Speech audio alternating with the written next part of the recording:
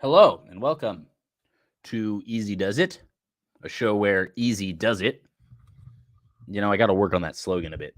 Still in beta testing. Anyhow, the Bears are bad, man.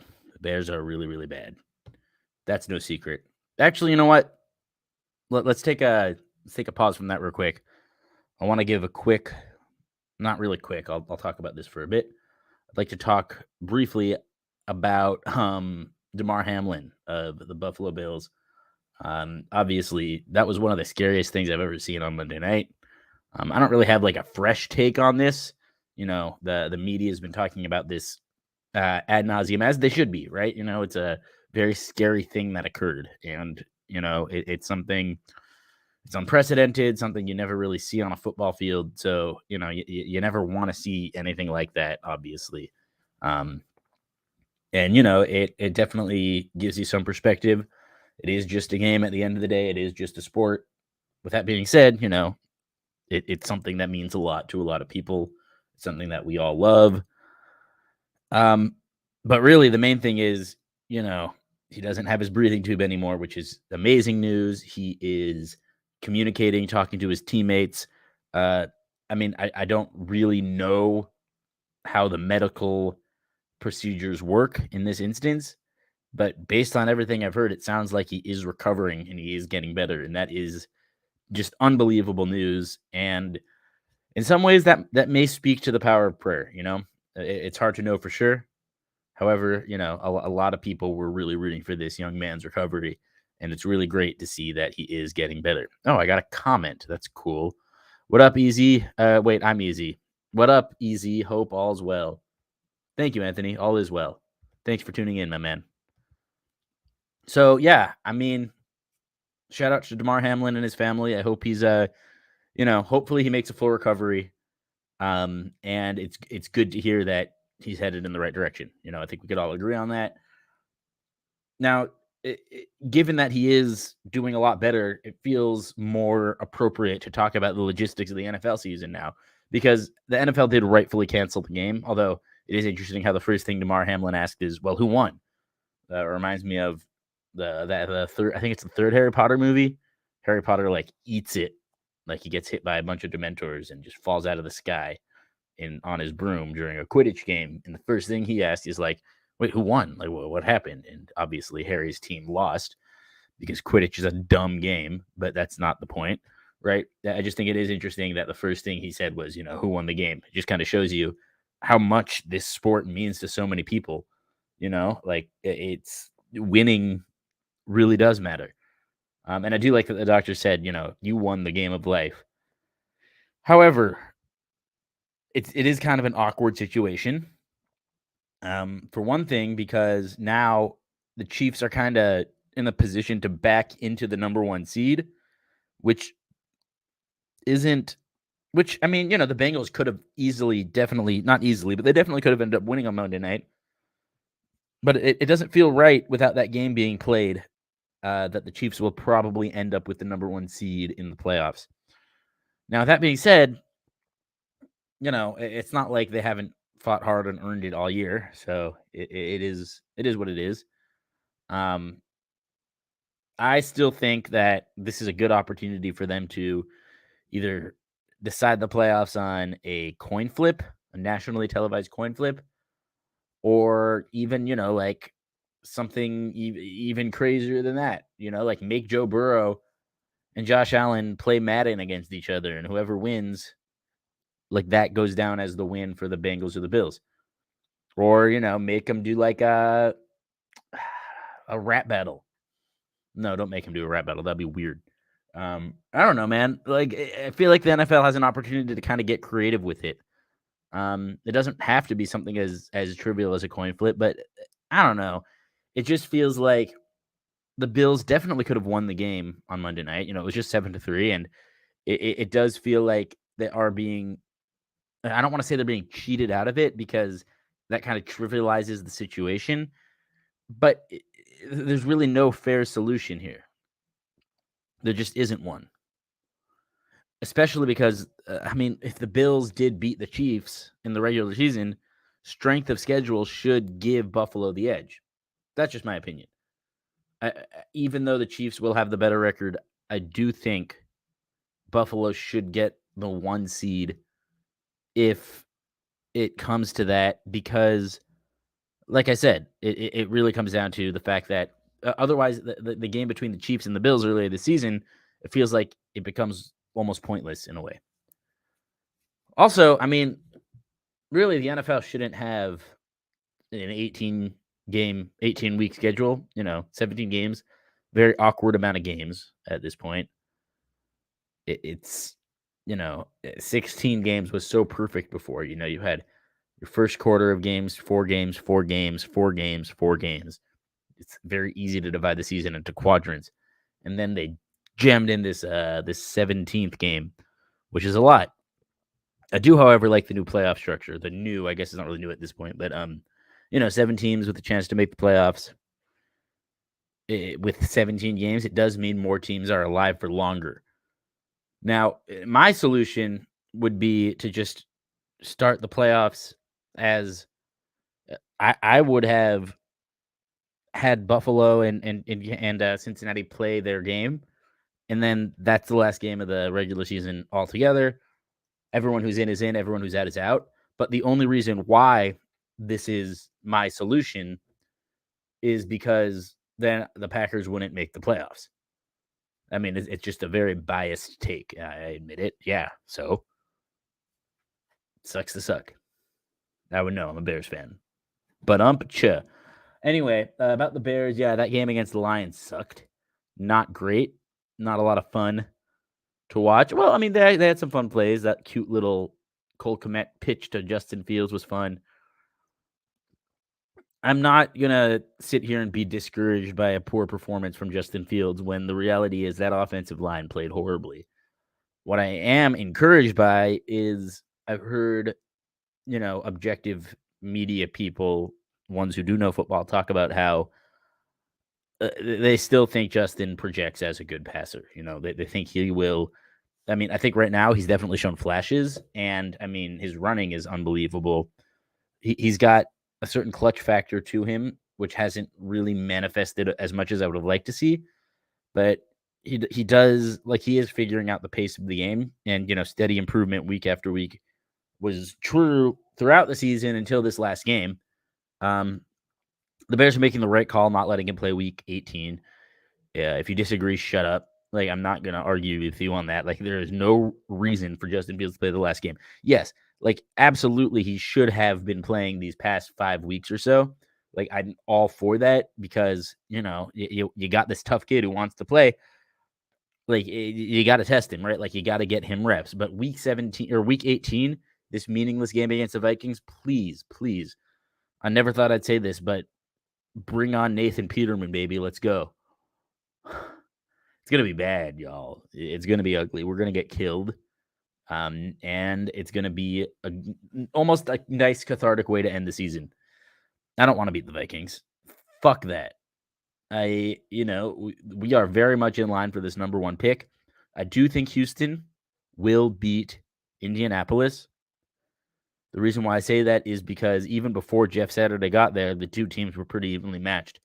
And oh my God, the Colts are bad, people. You think we're bad? The Colts are bad. And the Colts, they're kind of in, they're in a bit of a QB hell right now, paying Matt Ryan. Not really sure what they're going to do next season. Yeah, the Colts are kind of fucked. Just saying. But yes, so basically the scenario is if the Texans win and if the Bears lose, the Bears have the number 1 overall pick in the draft. Now the question becomes, do they trade back, with a team that wants a quarterback, or, do they just go ahead and make the number 1 overall pick? I obviously think they should trade back. It's not obvious, but yes, I do think they should trade back, especially if you could still get a top 10 pick and a bunch of other picks, or, maybe Devontae Adams, if that's in the question, and the Raiders' first overall pick. Wouldn't be terrible. I mean, it'd be the opposite of terrible. It'd be great. Like, if we could still get a top 10 pick and Devontae Adams, I mean, the dude wants out, so there isn't much leverage on the Raiders' end. That would be awesome. That would just be so freaking delightful. But I don't think it's going to happen. But I have read rumors about it, and I mean, I'd just be very happy. We'd all be very happy. That's a great receiver, and he's gonna like. I mean, I would love to see Jalen Johnson and Kyler Gordon with the opportunity to go up against them in practice every single day. You know, a receiver with that route running ability, that would be very, very nice. I'm sure Jair Alexander benefited from that when they were in Green Bay together. So yeah, that's kind of where I'm at with that, with the draft pick. As much as I want Jalen Carter, and I think Jalen Carter is going to be an absolute menace, I would understand if the Bears were prioritizing depth and trying to get, solidify that receiver position. As long as they still have an early first round pick and that they use it on the defensive lineman. Because as I've said and as I've preached, the biggest problem with the Chicago Bears right now is that they don't get to the quarterback at all, ever. They let other people get to the quarterback. The offensive line definitely needs work. And that last game against Detroit was easily their worst performance of the year. But defensive line still needs to be the main priority because in general, the offense has mostly been decent. That was one of the worst played Bears games I've seen in 2 years. The best thing about watching them this season is the growth on and off the field of our QB. Oh, I completely agree. I could not agree more with that. Yeah, that was a garbage game on Sunday. I barely watched it. Honestly, I was just watching Red Zone at that point because it was like, I mean, who wants to see your team getting destroyed by 3 or 4 touchdowns, right? It's just no one wants to see that shit. But yeah, the best thing about the season, absolutely watching the quarterback because he's been awesome. And he projects as a very good passer, and he's going to be a great quarterback because of what his legs bring to the table, in addition to, how nice his arm is. He's got really good touch, and he's, figuring out the pace of the game, or he's playing it at a pace that makes sense to him. It's kind of hard to do that, though, when defenders are in your lap. So Braxton Jones definitely needs to bulk up a good bit. That's the left tackle, Braxton Jones. Yeah, so that's kind of the Bears have a lot of work to do. Ryan Poles is going to have a busy offseason, and that's already been established.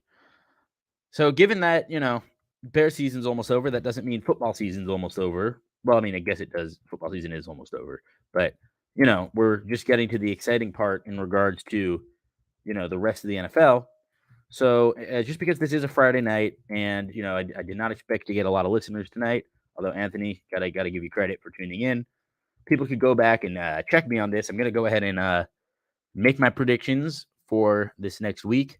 I still need to tabulate how I've done on this show. I am not entirely sure how I did with the last episode in terms of predictions. I think I called most of these games correctly, but I'll definitely have to go back and check. I know I got the Eagles wrong. I definitely thought the Eagles would crush the Saints, but clearly, I mean, honestly, the fact that Jalen Hurts hasn't played the past 2 weeks and the Eagles lost their last 2 games, welcome back, puberty. Yeah, that kind of makes it so, that almost strengthens Jalen Hurts' MVP argument. Now, he's not going to win it. That's going to go to, without a doubt, not without a doubt, but it should go to Patrick Mahomes. But it just kind of shows you how valuable Jalen Hurts is to that Eagles team. I think they'd have the number 1 seed completely locked up by now if Travis Gibson didn't injure Jalen Hurts. Why couldn't it be Aaron Rodgers, man? Look, I don't want anyone to get injured, but if someone's going to get injured, why can't it be the bad man himself? But that's not the point. That's not polite, Elijah. Be respectful. Easy. All right. Let's go through these games. Week 8. Oh, so we got 2 games tomorrow. Believe it or not. Believe it. There's no reason not to. Tomorrow is Saturday, January 7th. And we got the Chiefs going to Las Vegas to play the Raiders. Now, this game, I think it's going to be a little bit closer, a little more exciting than other people probably think. The Raiders aren't really playing for anything. The Chiefs are going to win. Yeah, they're going to win. I mean, it is Patrick Mahomes going up against a Raiders team that, how do I put this politely? They suck for the most part. They're just not very good at football. So yeah, I'm gonna say the Chiefs are gonna win it. It's gonna be a little closer than people think because it is a divisional game. But in general, Patrick Mahomes owns the rest of his division, the AFC West. So I'm gonna give the Chiefs the edge here. I think they'll win by 8. So let's say 31-23. The Titans going into Jacksonville to play the Jaguars, the resurgent Jaguars. We thought the Titans had won their division. I thought the Titans had won their division like back in friggin' October. But as it turns out, this game will be the game that decides the AFC South. So we got the AFC South Championship tomorrow night, 5:15 Pacific. That's 7:15 Central Time. This one's a little bit tougher to predict. Last time these two teams played, obviously the Jaguars really lowered the boom on Tennessee. I think Duval is going to be rocking. And I just think this game is going to come down to who's got the better quarterback. And right now, it's Trevor Lawrence. Sorry, Tannehill or Josh Dobbs, Malik Willis. I don't know who's starting for Tennessee. Doesn't really matter. Trevor Lawrence is him. I think that within the next year or two, people are going to recognize why Trevor Lawrence got all this hype. Very similarly to Zion Williamson. Zion Williamson's plague was injuries, while Lawrence's plague was Urban Meyer. They both got off to slow starts in their careers, but the reality is they're both really, really, really good at what they do, and there was a reason that they were as hyped up as they were. Jaguars are going to win. Trevor Lawrence is going to be a top 3 quarterback in the NFL next season. By next season is my prediction. I think he'll be at least top 5. Really, it's the AFC where all the great quarterbacks are. But I do think that by next year, the top 5 quarterbacks are going to be Mahomes, Allen, Rodgers, Burrow, Herbert, and Lawrence in no particular order. I think that's fair to say. I put Lamar Jackson a shade below that group. Excuse me. All right. Then we got, all divisional games because it is the last game of the season. Browns at Steelers. Steelers playing for a playoff spot. Browns not really playing for much. I like Pittsburgh to win. I mean, they're just they have more to play for, and they kind of own the Browns throughout their history. Jadeveon Clowney just recently said he's not coming back to the Browns next year. Hopefully the Bears sign him. He shouldn't be very expensive because he did not have a very productive season. I'd love to see him on the Bears defense. I think he would absolutely bolster that unit. So yeah, I think Pittsburgh definitely gets the win here. Probably about 31-17. Mike Tomlin will solidify his never having a losing season feat. And yeah, I mean, the Steelers are in a bit of a purgatory right now, but Kenny Pickett looks nice. I think he's got a bit of a swagger to him. Good player. I've been critical of Kenny Pickett. There's no question. I am a Pickett critic. And that's partially because I like watching Mitch Trubisky play football. I don't care if he's not that good at it. He's just fun. But yeah, no, Pickett is that game when he touchdown pass to Najee Harris where he escaped the pocket late in the game, found his running back in the end zone on that little wheel route. Beautiful play. Really, really nice play by him. And I mean, he's good. He's those are the plays, right? Like, you want to see your quarterback deliver in those moments, especially on the road against your rival. Like, oh my God, can you imagine if Justin Fields, like in Lambeau Field, threw a game-winning touchdown pass like that? We would be going crazy. That pisses me off. I hate this division, man. But yeah, honestly, by the way, that Ravens-Steelers game last week, amazing game, absolutely lived up to the billing of Ravens and Steelers. I mean, that was a special game because it was just those games are always very defensive battles, very chess matchy, and the fans love it. The fans love those defensive struggles between those two teams. 16-13 was very, very in character. And I mean, good for the Steelers. I'm really looking forward to this next generation of quarterbacks. They're built differently. They have strong arms that built like DNs and have speed like receivers. Yeah, absolutely. I mean, I always throw it whenever I think about this, I throw it back to Patrick Mahomes in the Super Bowl against the 49ers. This one play where he's just like running out of the pocket. He escapes, tries to pick up a first down. He got walloped and fumbled. The ball went out of bounds behind the first down line, so they didn't get the first down. But he just got up and was like, "Hey, good hit, man. Good hit. Let's go." And he just fired up. And it's like, yeah, like this generation of quarterbacks, they're cool with getting hit. Like they obviously, like they want their flags here and there, but for the most part, they're cool with, like, they're okay taking a beating. Like they know that this is football. It's a physical game. It's a violent game.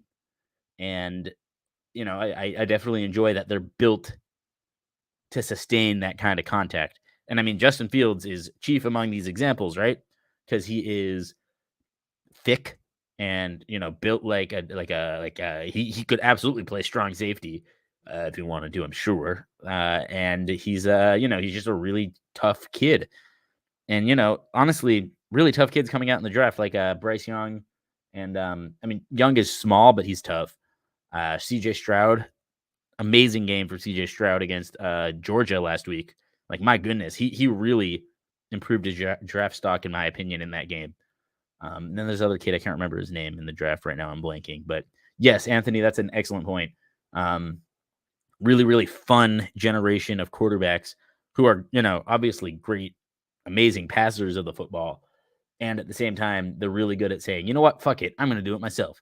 And picking up yards at will. It's awesome to see. It's just awesome to see. So yeah, we're now. Oh, by the way, now we're in the Sunday games. Ravens at Bengals, by virtue of not losing to the Bills and having that game canceled, the Bengals backed their way into the AFC South title. So this game becomes a little bit more meaningless. Although these two teams absolutely could meet up in the playoffs because the Ravens are already solidified their playoff spot. I like the Bengals to win, but I mean, especially if the Chiefs somehow lose to the Raiders, absolutely the Bengals will win this game. But I do think both teams will be resting their starters and, kind of phoning it in a little bit, especially towards the end of the game. So this is a tougher one to predict. I would not bet on this game at all, but I'm going to say the Bengals win by a field goal, 20-17. I doubt Lamar Jackson comes back for this game, but I do think he will be back for the NFL playoffs. Minnesota going to Chicago to play the Bears. I already talked about this. We're going to get our asses kicked, 34-17. Nathan Peterman finds Equanimeous St. Brown for a 22-yard touchdown in the fourth quarter to cut the deficit to 17. That's my bold prediction of the week. New England going to Buffalo to play the Bills. Yeah, Josh Allen has Bill Belichick's number. It's weird. I always think it's funny when Bill Belichick plays the Bills. I wonder if he thinks it's funny. Probably not. Probably doesn't think anything's funny. Anyway, yeah, I do think New England will come to play, especially because and if weather is a factor, this game could go either way. But I got to give the Bills the edge, especially playing for Damar Hamlin at this point. It should be a good game because I do think Bill Belichick will have his team very prepared. But at the end of the day, Mac Jones versus Josh Allen, I mean, Josh Allen absolutely has the edge. I'm going to say 23-20, Buffalo squeaks out a win. Then the New York Jets going to Miami to play the Dolphins. I think the Jets will win. This one's weird because Miami really doesn't know what they're doing at quarterback. Tua's injured, and he isn't very good. But Bridgewater's injured. If they're going with Thompson or whatever his name is, I don't see them beating that defense. The Jets' defense still plays very well a lot of the time. I don't know how the Jets are going to move the ball. Man, I miss Breece Hall. Too bad he got hurt earlier this year. He was fun. But yeah, I do think the Jets are on a bit of a losing streak. New England will be rooting for the Jets this week. I do think New England squeaks into the playoffs by virtue of the Jets beating Miami in a very, well, not a boring game, but a very low-scoring, low-affect game. This is kind of an upset special pick, but I'm going to say 17-14. New Jersey beats Miami. They're New Jersey, by the way. It's the New Jersey Jets. They don't play in New York. The media is lying to you. Oh, shit. Am I the media? Huh, maybe I am. Anyway, Tampa Bay going to Atlanta to play the Falcons. This game is also kind of meaningless at this point. I do think Tampa Bay will win because they're better at football. I doubt Tom Brady gets a lot of reps. The Bucs have already clinched the division with a win over the Panthers last week.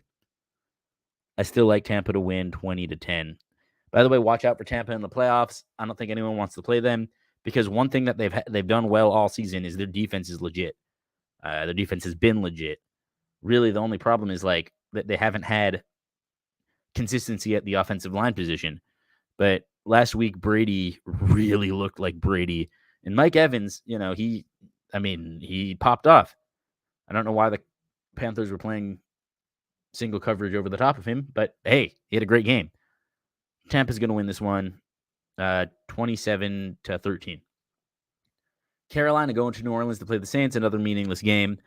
I don't think the Saints are alive in the playoff hunt anymore.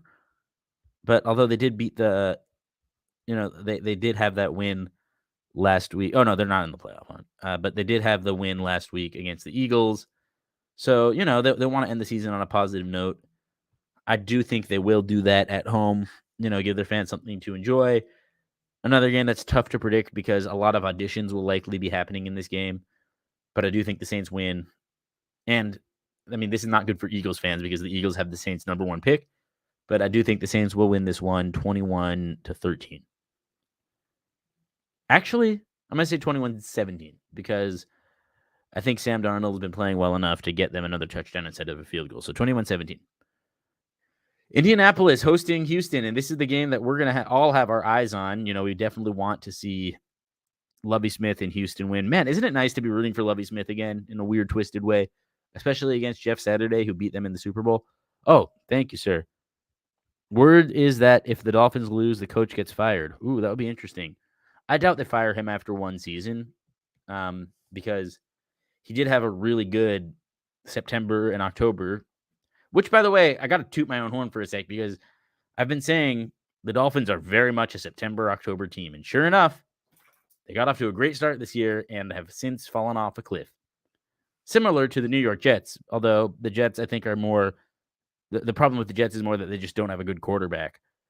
Well, I guess, they're more similar than we think. Anyhow, where was I? Oh, yeah, I do think, also, like, this is more of like a me being positive prediction. But yes, I'm going to say the Texans beat the Colts 23-17. And in doing so, we're going to get the number one overall pick, baby. Let's go. Let's ride. Now we got some interesting games here because, believe it or not, the number one seed is still at stake. And all these games are being played at the afternoon, so there'll be a good bit of scoreboard watching. I'm going to rapid fire these because I'm going to hop off soon. It's going to have to be a bit of a shorter episode tonight. Arizona going into San Francisco, the Niners will get this win. I'm very confident about that. I'm going to say 27-20. Niners on top. Cowboys playing the Commanders in Washington. Yeah, or in Maryland, rather. I guess Dallas is going to win this one because they're better at football and they're still playing for the one seed while the Commanders really shit themselves down the stretch and really pissed me off when doing so. So, yeah, Dallas is going to get the win. 34. If it's Wentz, 34-10. 34-11. Let's say 34-11 Dallas wins. That's partially because I'm pissed off at the Commanders. Fuck it. It's my show. Anyway, Rams going into Seattle to play the Seahawks. This will be interesting. Two rivals.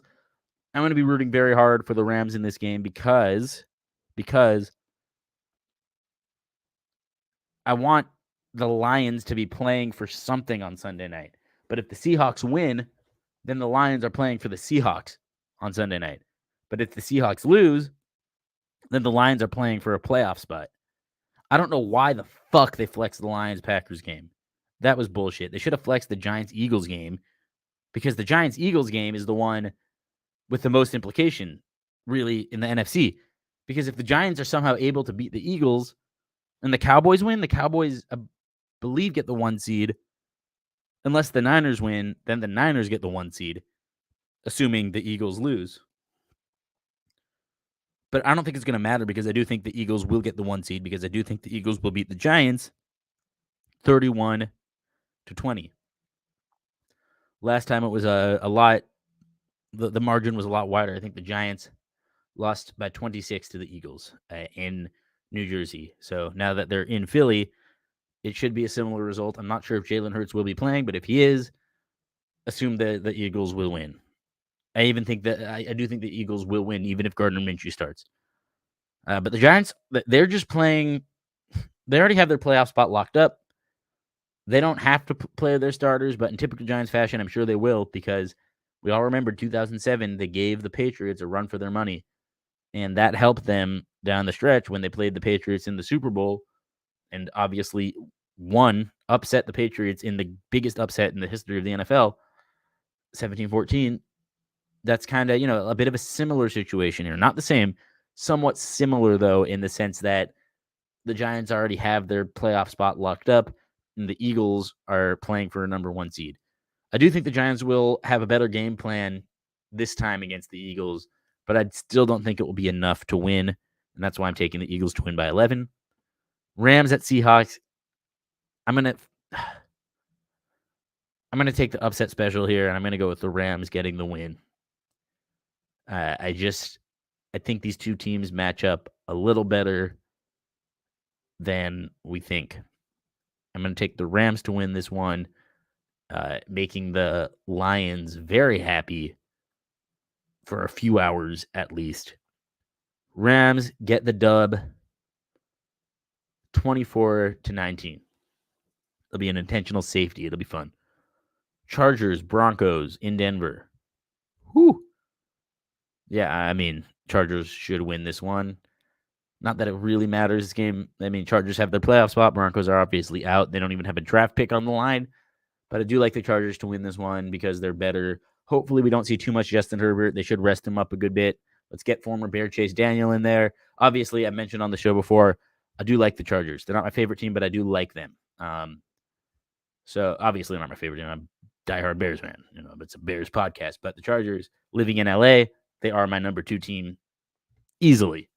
No questions asked. So with that in mind, I like the Chargers to get this win over Denver. I think it's going to be an awkward score, 16-13. Last time they played, there was not a lot of scoring. Or let's say 16-15.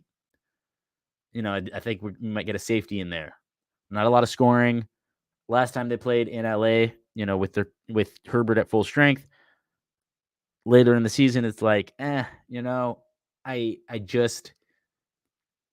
it's hard for me to pick.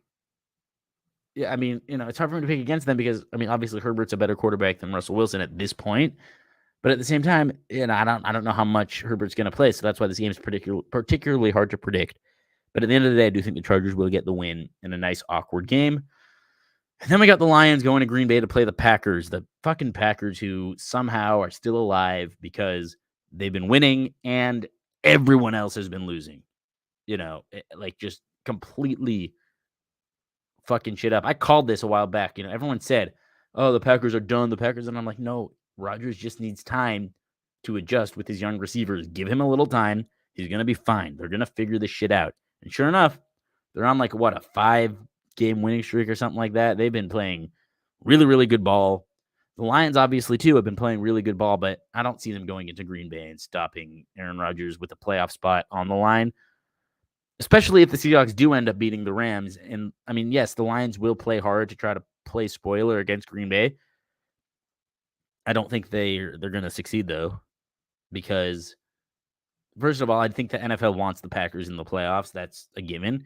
And for another thing, the Packers are still the better team. Aaron Rodgers is still a better quarterback than Jared Goff. Surprise, surprise. Green Bay is going to be loud. It's going to be obviously sold out. And it's just I just don't like the Lions' chances in this one. Packers are going to win 34-20. And it pains me to say it. Hopefully they get bounced from the playoffs immediately. That would be ideal. But I don't see that. I don't know. It depends on who they play. If they end up playing the Niners round 1, I think the Niners should win that game. But if the Packers end up playing the Eagles round 1, I don't know. That could be tougher. Or the Cowboys, that could be tough. We'll see. All we could do is speculate, and all we could do is hope that Green Bay loses. But I would be going into the playoffs with the Lions in the playoffs instead of the Packers, or even the Seahawks instead of the Packers, would be very, very happy. I would be very happy with that. I could just go in and enjoy the playoffs in peace without having to worry about Green Bay making some spectacular run. This is the time of year where us, as Bears fans, like the greatest joy we get from football is watching Aaron Rodgers lose. And honestly, that's not so bad. I know it's sad, but whatever. I enjoy it. Fuck it. Fuck Aaron Rodgers. A little smarmy piece of shit. Anyhow, so those are your spoilers for Week 18. Hopefully, I am wrong. Hopefully, Green Bay gets their asses handed to them on a silver platter by the Lions. I mean, how cool would that be to watch Aaron Rodgers lose a playoff spot by getting his ass kicked at home by the Lions? That would just bring me so much joy. I might even get a Lions hat. I probably want to get a Lions hat. I do have a Lions hat. There's a sports store near my house that was closing, and they had like $5 hats for all these NFL teams, and I just kept grabbing. I had, got a Lions one, a Cardinals one, a Chargers. I got what else they get? They got a Patriots hat, which is not really like me. So many Bears hats, of course. A Broncos hat, a Giants hat. I had so many hats for a while. I ended up just kind of giving them away and losing them because I lose things a lot. Anyhow, that's just a side tangent. Anyway, I hope you all enjoyed this episode of Easy Does It. Anthony, thank you as always for tuning in. And you could watch the show on Chicago Clubhouse Network retroactively. After this week, I'm going to go back and watch this and hold myself accountable. Make sure that I got these picks right, because I want to be giving y'all good information. It is hard to predict Week 18, though, I will say, because you don't know who's going to start. You don't know who's going to play. And you don't really know who's auditioning, right? You don't know how it's going to play out. But I guess you never really know how it's going to play out. But Week 18 is particularly challenging for this very reason. The last thing I'll leave this on is I'm a commissioner of a fantasy league where player A was beating player B by 10 points. And player B had Tyler Bass. Player A didn't have any players. Have a great weekend. You too, Anthony. Take care, man.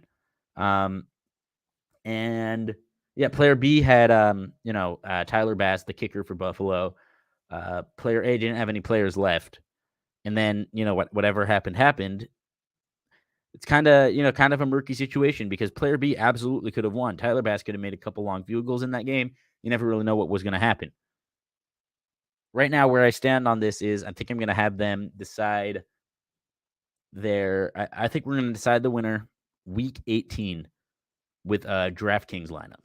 I think that's what we're going to do. I'm going to have them each draft their own team on DraftKings, and whichever team gets more points wins, and whoever was winning at the time, so player A, I'm going to spot him 10 points. This is just me offering my solution to my own fantasy league, because I know a lot of fantasy leagues got fucked. And the interesting thing here is, it's not money on the line, but it is whoever wins gets a jersey of their choice. And, I would want a jersey if I was in this situation. But, we'll see what happens. I think we're going to go with this DraftKings route. That's kind of the last thing. There's not really much else to say. I think I'm full of crap. I think I have to be just like some idiot who's full of crap. Please show up in the comments and tell me how I'm full of crap, because I genuinely want to know, because I have to be, right? Have a great weekend, everyone.